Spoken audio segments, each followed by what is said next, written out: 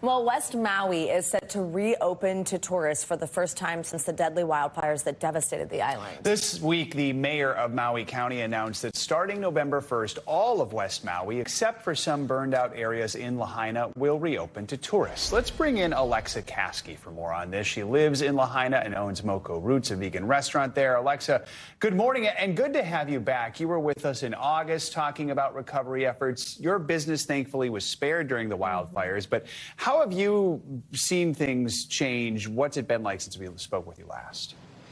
Well, we still are not open. We don't have usable water. We are, although you said we were luckily spared, we're kind of right in the middle of the burn zone. So the air quality is pretty poor. And like I said, the water's not safe to use. So we've been trying to do some like private chef gigs and stuff just to keep people employed.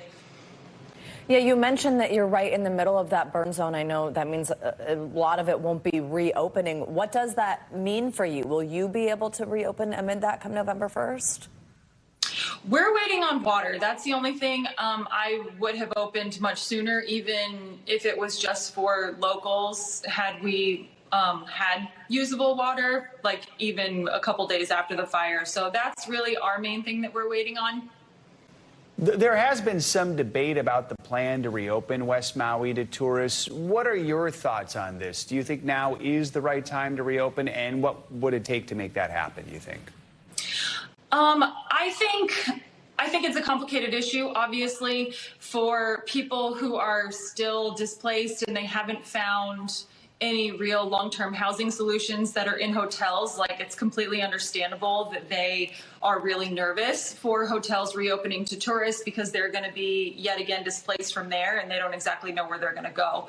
Also, it's not a secret that Maui's economy is completely dependent on tourism. So all of the businesses that are operable currently are really struggling and have been since the fire. So I think it's a very complicated issue, and I think it's going to be really too soon for the people that were displaced until there are some real long-term housing solutions that are available. Given that then for some of your neighbors and community members, you might feel that it's too soon, but kind of striking that balance with the struggling businesses, what do you want tourists to know, to keep in mind when they do come to your home? Definitely just be respectful of the traumas that people have gone through. Definitely don't ask people if they lost a home in the fire or if they lost family members unless they bring it up. But just imagine that if you were in that situation and you were going to get asked 500 times a day times 5 days a week for the next couple of years, you don't want to be in that situation.